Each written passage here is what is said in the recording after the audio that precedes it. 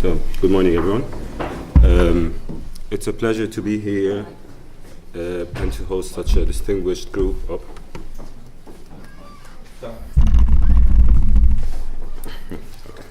Good morning. It's a privilege to be here. Thank you, Mr. Chairman. It's particularly an honor to host such a distinguished group of speakers and guests in Osman. So, when I first asked Professor Yaqub to deliver the speech, I mean, the answer was clear. What is the impact of research or medical practice? I think it's virtually everything. The vast advances made in medicine and clinical practice over the past 50 years in particular has been largely attributed to successful implementation of different research projects at all levels. Now, a brief historical perspective. Perhaps the first clinical trial in the modern sense is mentioned in the book of Daniel, and that was King Nebuchadnezzar. I think a decree was issued whereby people were only allowed to eat red meat and wine. And there was a group of young people who protested and went around the streets and said, "No, we will not do that. We think this is not healthy." And they opted for a vegetarian diet. Now, although the trial took 10 days, and the results were the group on a vegetarian diet apparently felt more healthy, he allowed them to continue for the years after. Now, years later, in Kitab al-Qanun for Tibb, or the Canon of Medicine, Canon as in law, Avicenna, the famous Iranian or Persian scientist, philosopher, artist, he gave a very clear description of what constitutes the basic rules for testing drugs for human use. And amongst the 7 parameters he put, a few of them are particularly interesting because they seem to be extremely applicable even nowadays. Particularly the last one, whereby animal testing was first suggested as the initial route to testing drugs in clinical trials. Now, this takes us to the famous trial by Dr. James Lind, British Navy, in mid-1700s, whereby treatment for scurvy was first tested using citrus fruits on board. Now, it was interesting to see that the results or the recommendations issued by this study were only implemented in practice 50 years later, whereby British Navy soldiers had to have a daily vitamin C supplement. So even then, translation was a big issue. Now, over the time, this is the timeline over the past 9 years on the number of trials registered in clinicaltrials.gov.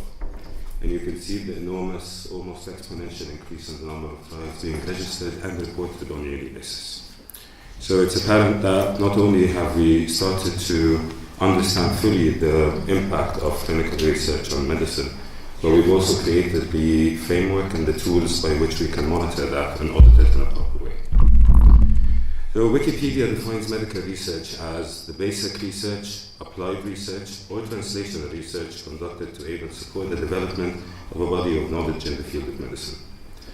Now, contrary to what David Nicholson was saying yesterday about fear being the major stimulus for the NHS reform and structure right after the First World War, I think the stimulus for medical research continues to be the presence of unanswered questions and unmet demands. And although there is a fear of the unknown, but it is our continuous pursuit to improve the quality of our lives, the quality of our work, how we treat patients, is what drives medical research. Now, the impact of medical research can be clearly summarized in 3 points. It's increased survival. Compared to the early 1900s, the average survival at birth in Europe is now 79 years. This is almost 30 years more than what it was early in the 1900s. The improvement in quality of life. We have treatments for hypertension, for diabetes, for cholesterol, for chronic pain, for indigestion, and this can only be translated into improved quality of life on the whole. And generation of wealth, which was mentioned yesterday in so many ways, but I think this is quoting Dr. Francis Collins from the NIH, that the nation that invests in biomedical research will reap untold rewards in its economy and the health of its people.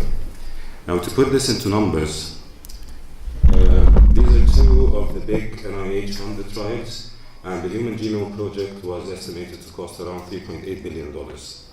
Now, both the direct and indirect economic growth resulting from such investment was approximately $1 trillion, which is a 178-fold return of investment.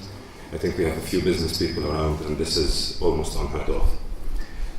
Similarly, the Women's Health Initiative, a $250 million investment, and an estimated net gain of $37 billion, again, a 144 return on investment. Now, there are a few aspects in business in general that can generate this sort of money. To have a quick idea about the global research map. Now, this is the global expenditure from all governmental, non-governmental, private parties, investment in medical research. We see that the global research expenditure in 2015 exactly, slightly exceeds $260 billion. Now, the US has the majority of this at almost $120 million, but expenditure from China and the rest of Asia is increasing progressively over the past period. Putting Egypt in comparison, we have a total research and development budget of $3 billion US. That was a 2011 estimate. Now, the biomedical research share of that is approximately $550 million. This is, I think it's Egyptian pounds, I'm sorry, 550 million Egyptian pounds. And this is the joint budget for the SDDF, for the Higher Council of Medical Education and Research. And I'm not sure how much is being spent, but this is at least the budget that was allocated. Now, if you look at some dissection of the US expenditure, you can see that in the later years, in particular, this is the NIH governmental expenditure. You can see that medical device firms, pharmaceutical companies, so the private sector contributes more than 60% of expenditure related to research and healthcare in the US. It is estimated that the contribution of non-governmental bodies in Egypt is less than 5%.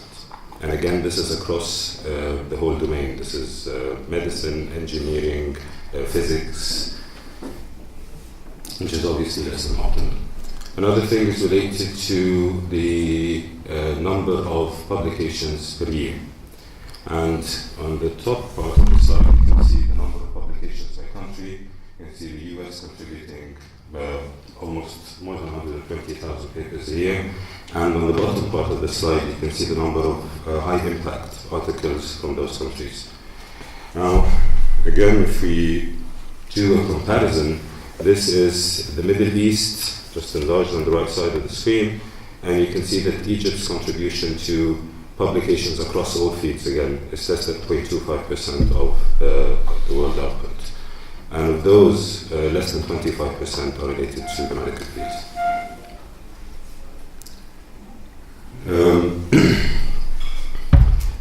This is interesting because when I tried to find the number of patents issued in Egypt over the past 10 years, I got a bit of conflicting data. I'm sure Dr. Ashraf will have more accurate data. But 2010, for instance, we had less than 20 patents per year. And this is, sorry? 71, I'm sorry. This is, and this is 2013, 71. Okay. But I checked my sources and the numbers are very few. And compared to the number of patents issued in the life sciences field in the US, Germany, Russia, and you have the graphs of the left-hand side, and this is the percentage of each country to global contribution.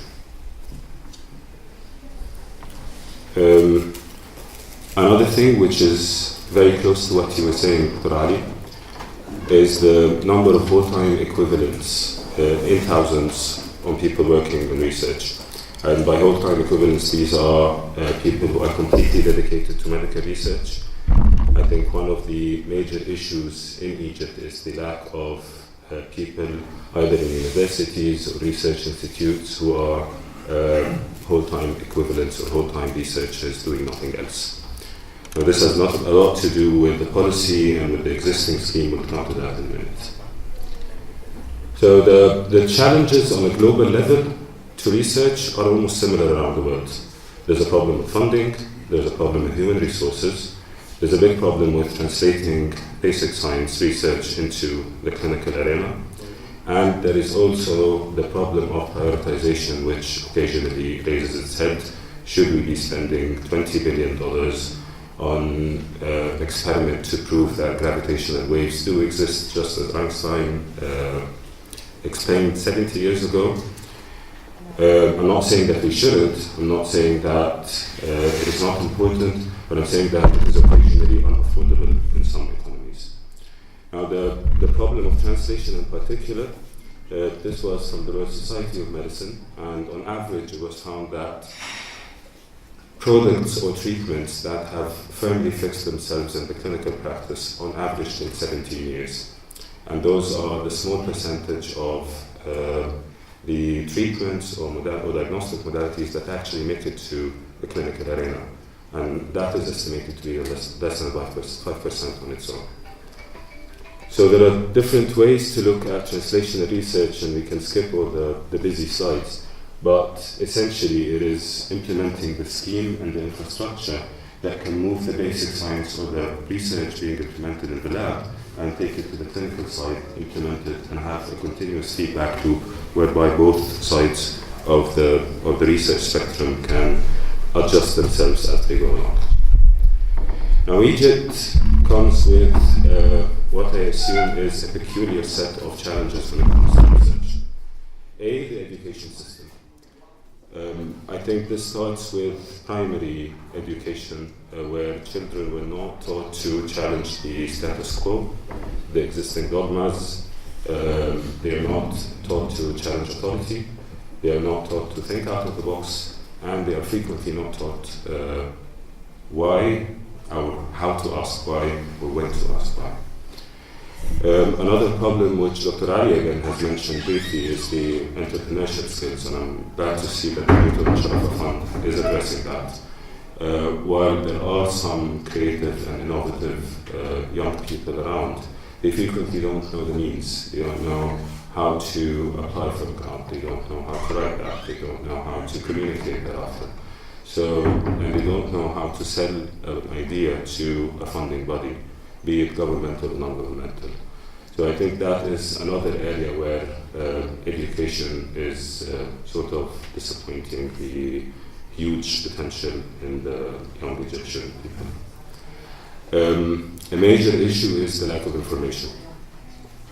We are extremely deficient when it comes to population studies, epidemiological studies, because apart from identifying what the problem is, it is sort of the market research that we cannot start looking for solutions for problems that we cannot understand or cannot define or cannot create the severity. We're a country where on average the myocardial infarction age is 10 years younger than the UK. We don't know why. And this data on its own is usually generated from single centers.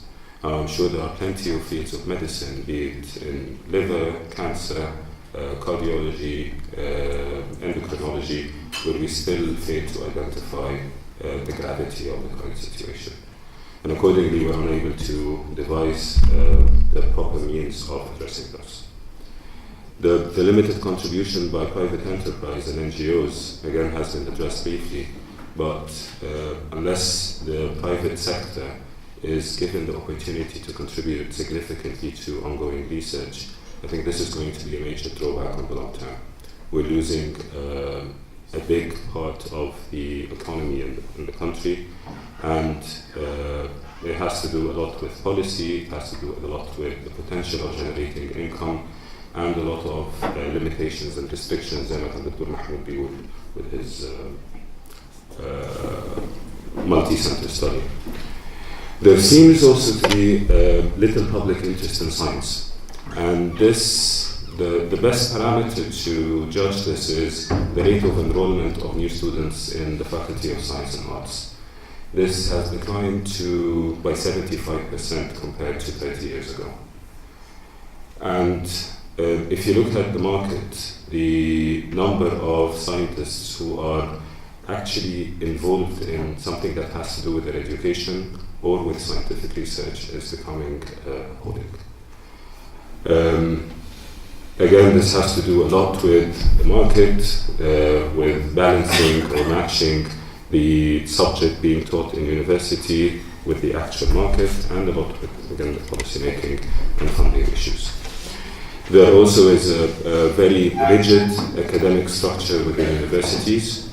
Again, I refer to Dr. Ali about if you have a lecturer who is bound to one university for the rest of his life, he's quite comfortable about staying in that position.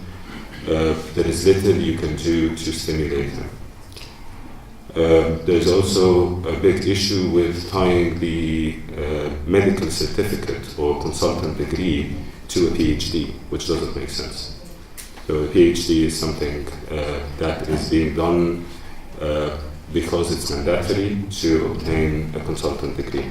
And you end up with people who are not interested in doing research, who are not doing research, and who are actually blocking others who might have the interest.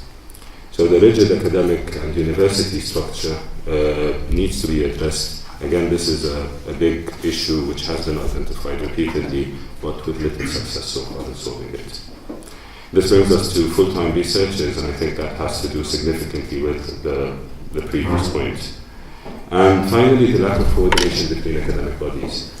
And again, this is, we find PhD theses that are identical, that are going on in the same two neighboring universities with a similar thesis and with no coordination whatsoever. There does not seem to be a single body that has the overview required. It is a waste of time, it is a waste of resources in a very resource-poor country. So the coordination and being able to put that under one umbrella of national priority research, which leaves some room for innovation and flexibility, but again, it serves key perspectives and key objectives that we identify as priorities at this stage. It is mandatory. I know Professor Yaqub enjoys or is extremely keen about blue sky research, and there is room for a bit of that. But again, we have to do our math. There's balancing between the supply and demand. So what is everyone doing about the common challenges before it comes to us? So this is the European Science Foundation, and so forward looked at was issued in 2013 about implementation of medical research and medical practice. And they identified that there is room for improvement, that the medical profession owes all the substantial advances made over the past century primarily to medical research, and that we need to continue to make sure that research methodology is improved and the implementation in the clinical arena is facilitated. So again, that's a busy slide, but these were the top 10 recommendations that were issued to strengthen the European collaborative research framework. And the emphasis here again is on collaboration, coordination, avoiding duplication, and creating opportunities for young talent in particular. Also, I've given you a dim picture to some extent. We are left with some strengths which I hope you can build upon. So there's a huge human capital. We are a young population. I quote Sir David Nicholson again yesterday. It's a country with a lot of young talent who are bursting with energy and potential. But I think the big brains in the room owe it to them to create the framework and the structure of the platform where they can operate in. Egypt also seems to have a lot of good networking capabilities. So there's collaboration with different bodies around the world, be it in Europe, in the US, in Japan, and with the rest of Africa. So this is another area that we can build on. We also seem to be able to attract foreign investment in the research field. Fingers crossed it's kept that way. and there is a reasonable infrastructure of IT and a lot of developments happening in that field. So those are areas that we can build on. I just put this here. So perhaps the next session where we have the roundtable discussion, we can start putting some bullet points.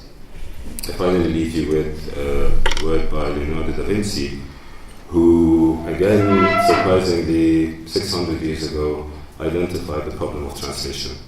I've been impressed with the urgency of doing. Knowing is not enough, we must apply. Thank you very much.